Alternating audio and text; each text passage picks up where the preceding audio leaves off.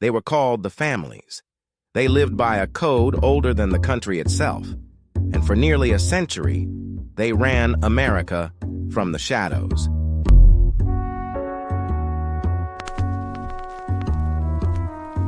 Every week, we open the files on the men who built the underworld, the bosses, the wars, the rituals, the betrayals, the blood oaths that bound them, and the secrets they swore to take to the grave.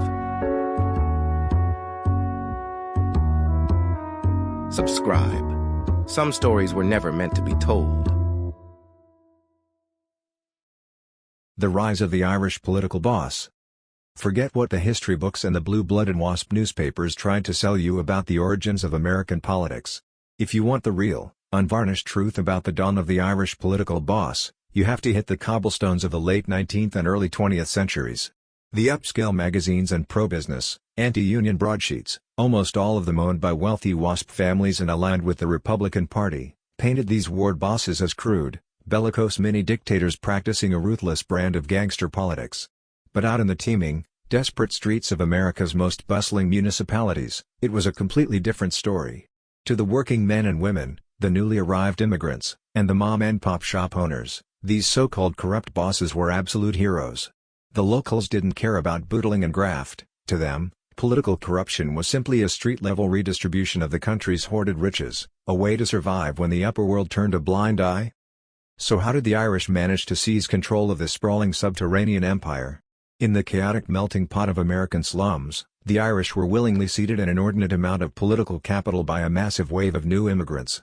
We're talking Germans, Swedes, Poles, Jews, and Italians, all banding together to support and promote Irish political leaders.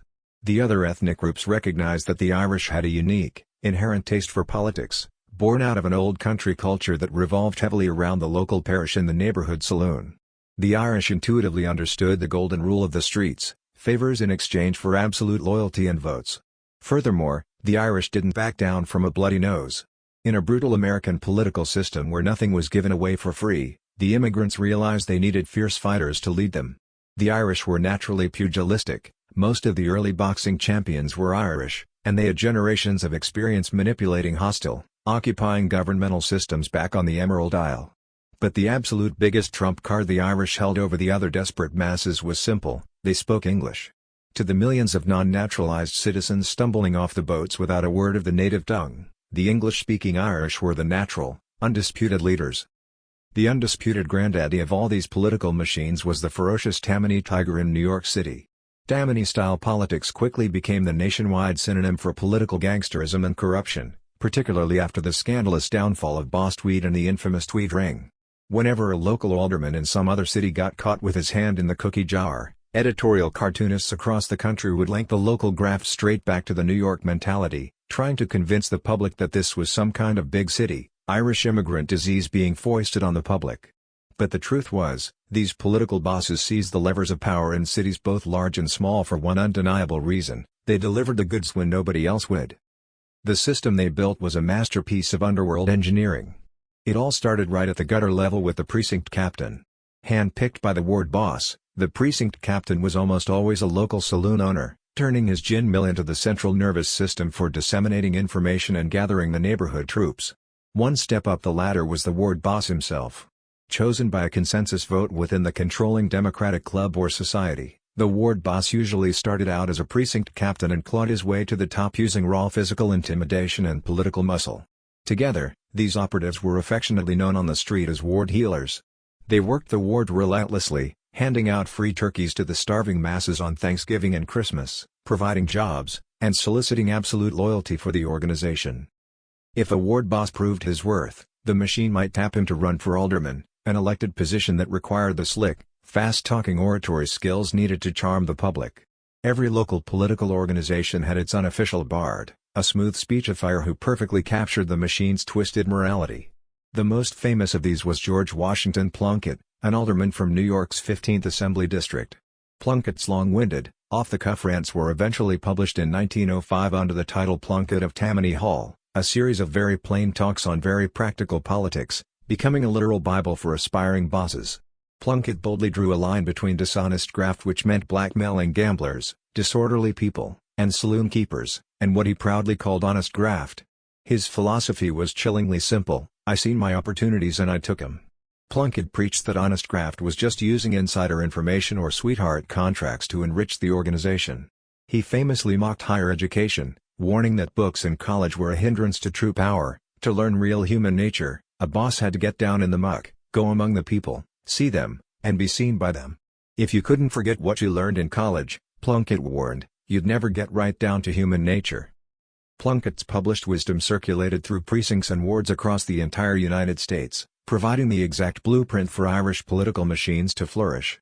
By the turn of the century, these ruthless, highly organized networks had popped up in obvious Irish strongholds like New York, Brooklyn, Albany, San Francisco, and Boston.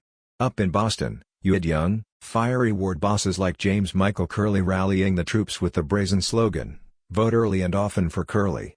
Curley's grip on the underworld and the electorate was so absolute that when he was convicted of fraud for illegally taking a civil service exam on behalf of a constituent, the public overwhelmingly re-elected him by a huge margin while he was sitting right inside a jail cell. But this phenomenon wasn't just restricted to the coastal Irish havens, it spread right into the heartland. In Kansas City, Missouri, a town with a minimal Irish constituency, a young saloon keeper named James Pendergast, the son of famine immigrants from County Tipperary, built a terrifyingly efficient machine. The Pendergast organization would pass the bloody baton of leadership from one sibling to another, dominating the local political landscape with an iron fist for half a century. And yet, out of all these blood-soaked, graft-ridden territories, absolutely none was more storied, rambunctious, and downright deadly than the sprawling metropolis of Chicago. Even though the Irish population in Chicago never topped more than 15% of the overall demographic, the Irish political bosses were absolutely everywhere. They utterly dominated the treacherous river wards, a dark and dangerous domain where vice-mongers, wharf rats, corrupt cops, political sluggers, dock workers, and hardened gangsters gathered together eagerly like ravenous rats swarming a cheese factory. This was the spectacular dawn of the Irish political boss, folks, a ruthless era where the line between the lawmaker and the lawbreaker was completely washed away in the muddy, blood-stained streets of the American dream. The Levee, the epicenter of American vice.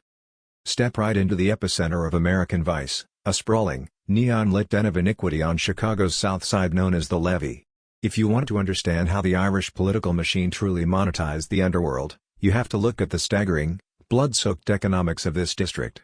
By the dawn of the 20th century, the Levee was a cash cow unlike anything the world had ever seen, generating an estimated annual revenue of $60 million from vice and crime, with a cool $15 million in pure net profit. Prostitution alone brought in $30 million a year, and half of that blood money was funneled directly into the greedy pockets of corrupt aldermen and crooked coppers in the form of protection payoffs. Let me break down the sheer scale of this depravity for you. In 1910, a commission of concerned citizens investigated the district and unearthed a terrifying statistic: there were 27,300,000 paid-for sexual couplings taking place annually. The district was crawling with over 5,000 full-time prostitutes, supplemented by another 10,000 freelancers who flooded the streets on weekends. The Levee catered to every conceivable bankroll and dark fetish. You had the Everly Club, a New Orleans-style luxury bordello that serviced the city's captains of industry, sitting just a stone's throw from Bedbug Row, a filthy strip of affordable whorehouses featuring joints like Black Maze, the Library, and the House of All Nations, which boasted a stable of affordable working girls from every corner of the globe. Beyond prostitution, the district offered a dizzying array of debauchery, opium dens, penny arcades, fair clubs, peep shows, burlesque theaters, and even animal sex acts.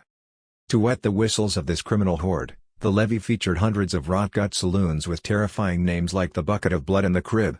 But the most notorious of them all was the Lone Star and Palm Club, a vile dive run by a foul-tempered Irish pickpocket named Mickey Finn.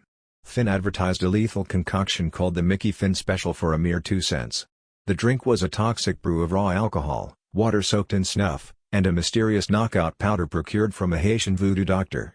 Any sucker foolish enough to drink it would immediately pass out, at which point Finn's thugs would drag the unconscious victim into a back room and strip him of everything he owned, right down to his shoes and clothes.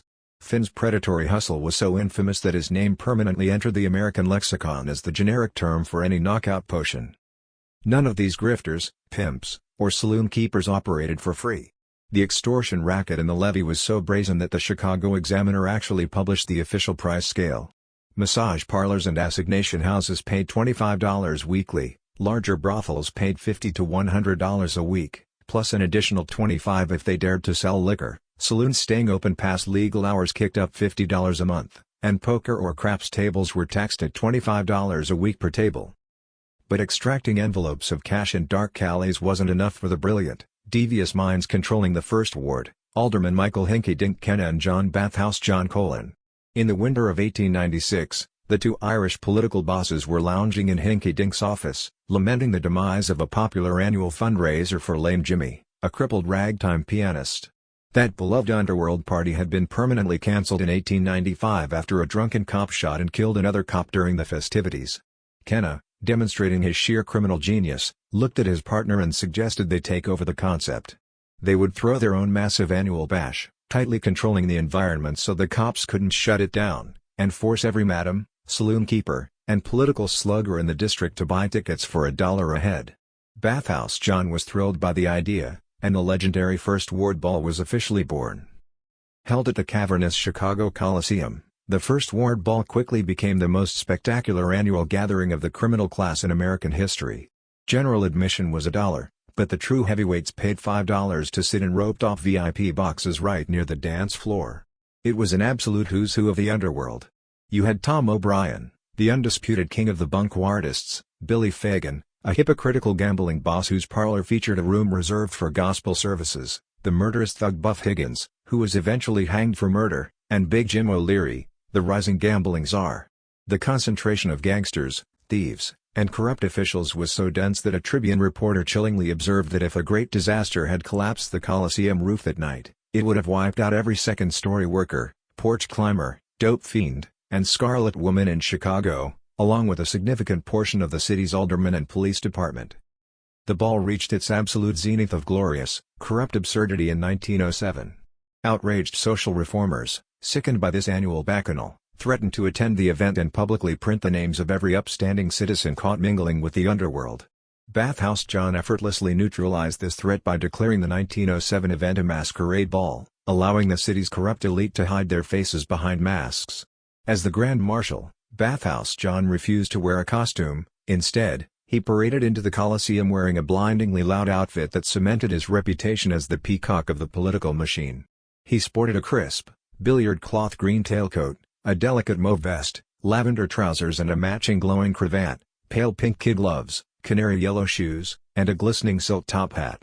During the festivities, he even unveiled a sappy, lachrymose song he had personally penned called Dear Midnight of Love, performed by a hired opera singer to the absolute delight of the roaring, drunken crowd. The sheer hypocrisy of the First Ward Ball was staggering. Both Hinky Dink and Bathhouse John were, in their private lives, straight-laced family men whose wives were heavily involved in Catholic parish activities. Yet they gleefully presided over what newspaper editorials blasted as a Saturnalian orgy and a bawdy Dionysian festival. While the reformers raged, Hinky Dink simply smiled his sad-eyed smile and counted the illicit proceeds, which raked in between $25,000 and $40,000 of pure, untraceable profit every single year. The staggering success of the First Ward Ball did not go unnoticed by the criminal political elite on the East Coast. Boss Richard Croker, the Grand Sachem of New York's mighty Tammany Hall, was closely monitoring the Chicago duo's mastery of the wide-open town. Eager to learn their secrets, Croker invited Kenna and Colin to New York as his honored guests. The two Chicago aldermen arrived by special train and were treated like absolute royalty at Tammany's stately wigwam on East 14th Street. Croker publicly praised them as political wizards and masters in the science of political persuasiveness.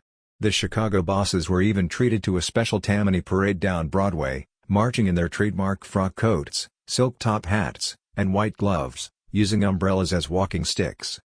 The cross-pollination of the Irish-American underworld was cemented that night when the Chicago crew retired to the Hesper Club on the Bowery. There, they were greeted by none other than Big Tim Sullivan, the legendary Irish Vice Lord of Lower Manhattan, who gave them a personal tour of the Sixth Ward and the Old Five Points. The leaders of the two most powerful, graft-ridden machines in the nation recognized each other as kindred spirits, masters of an up-from-the-gutter political system built on the backs of sluggers, hookers, and thieves. A few years later, Kenna and Colin returned the favor by inviting Big Tim Sullivan to Chicago as the guest of honor at the First Ward Ball, bringing the godfather of the New York underworld right into the beating heart of the Levee's greatest party. But no racket lasts forever. In 1908, after a spectacularly lucrative 12-year run, the music finally stopped. Intense political pressure from a newly elected Republican mayor and the relentless moral crusaders of the Women's Christian Temperance Union finally forced the cancellation of the first ward ball. The reformers thought they had won a great victory, completely unaware that their escalating war on vice would soon culminate in the 18th Amendment, unleashing the bloody era of Prohibition and catapulting the Irish-American gangster to horrifying new heights of power and violence. The rise of Big Jim O'Leary in early 20th century Chicago. Step right onto the blood-spattered, soot-stained streets of early 20th century Chicago, ladies and gentlemen, where the dice never stopped rolling and the explosions never slept. The Irish-American underworld was evolving, and gambling remained the undisputed mother of all criminal rackets. But things were changing. The sport of King's horse racing was completely revolutionized by the electronic wire service. Western Union's telegraph lines suddenly transformed local, back-alley hustles into massive national syndicates. Bookmaking operations rapidly morphed into enormous adjuncts of the old-school gambling parlors. A legion of street-level bookies flooded the districts, taking bets from everyday degenerates and laying off a portion of their action with the big-time gambling czars. But do not let the sophisticated new corporate structure fool you. If a bookmaker's financial ledgers dipped too far into the red, the brutal sluggers were called in, and the poor sap wound up in a world of physical hurt. With this sprawling, far-reaching new business model, centralized gambling overlords like the legendary King Mike McDonald were no longer practical. The empire shattered into vicious, fiercely competitive mini-fiefdoms, all constantly encroaching on each other's highly lucrative turf. Out of this treacherous power vacuum stepped Big Jim O'Leary, a jowly, barrel-chested son of the South Side. Now, the O'Leary family carried a heavy stigma in Mud City. Big Jim's mother was Catherine O'Leary, the very woman whose prized cow allegedly kicked over a lantern and ignited the Great Chicago Fire of 1871. The O'Leary boys grew up tormented as utter social pariahs. Jim's older brother, Con Puggy O'Leary, let the shame turn him into a brawling, hard-drinking killer who once murdered a woman and injured his own sister just because she refused to give him $1 for a pail of beer. But Big Jim? He embraced the darkness, choosing a dark profession where a tainted family history was actually a stellar resume builder. He got his start as a bookmaker under Mike McDonald, banked his cash, bought into a highly successful casino in Hot Springs, Arkansas, alongside Blind John Condon, and then returned to Chicago to build his absolute masterpiece. Big Jim opened an incredibly elaborate gambling parlor on South Halsted Street, right near the famous Stockyard District. This place made the old joints look like dingy outhouses. It featured a bowling alley, a billiard room, a Turkish bath, and a fine restaurant. But the crown jewel was the luxurious pool room where servants brought drinks to patrons lounging on expensive sofas, while massive chalkboards displayed the odds and results for every single horse race in the US and Canada. Big Jim took bets on everything: prize fights, baseball games, local elections, and even the weather and crop yields. But here's the absolute kicker that made Big Jim a true underworld rebel: he steadfastly refused to pay off the dirty Chicago coppers. "Protection that you purchase ain't worth nothing to you," he famously proclaimed. Instead of greasing greedy palms, O'Leary turned his Halsted Street emporium into a literal, impregnable fortress. It boasted secret passageways, hidden trapdoors, and a fake chimney equipped with a retractable ladder. He installed a steel-plated front door and inner walls built of heavy oak completely covered in solid zinc, boasting that his joint was fireproof, bomb-proof, and police-proof. And if the cops did manage to chop their way in, they got a nasty surprise. O'Leary lined the inner walls of the gaming room with toxic red pepper, so that raiding police taking axes to the walls would instantly unleash a blinding, suffocating cloud of powder into their own faces. Big Jim's biggest threat, however, was not the badge, it was his fellow mobsters. In July 1907, the simmering tension boiled over into a full-blown, terrifying bombing war. The largest gambling combine in the city was run by Montan S., a former saloon keeper heavily backed by the powerful First Ward political bosses, Hinky Dink Kenna and Bathhouse John Colin. Tennessee went after O'Leary's crew hard. First, they tossed a time-fused bomb right into the front yard of Blind John Condon's home. Then, they hit Big Jim's impenetrable Halsted Street fortress with a massive explosive that violently shook buildings a full block away and sent terrified citizens fleeing blindly down the street. O'Leary, ever the cool customer, tried to casually tell the police it was just a gas pipe blowout, but nobody bought the lie. For the next few years, Chicago was absolutely rocked by a relentless, tit-for-tat bombing war. Dozens of homemade explosive devices detonated in saloons, pool rooms, residential homes, and even a South Side police precinct. It was pure urban chaos, helmeted police blowing their calliope whistles, constantly arriving just after the dynamiters had vanished into the night. Miraculously, no one was killed, and no one was ever convicted of the blasts. The unrelenting dynamite blasts and the sheer peril of the business finally drove the gentleman gambler out of the racket. Big Jim O'Leary, accurately sensing the shifting public mood, shocked everyone by selling off his operations and retiring on December 1, 1911. But the explosions certainly did not stop.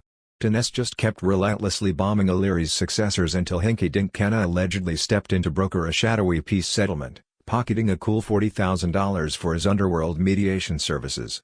The public, however, had reached its absolute breaking point.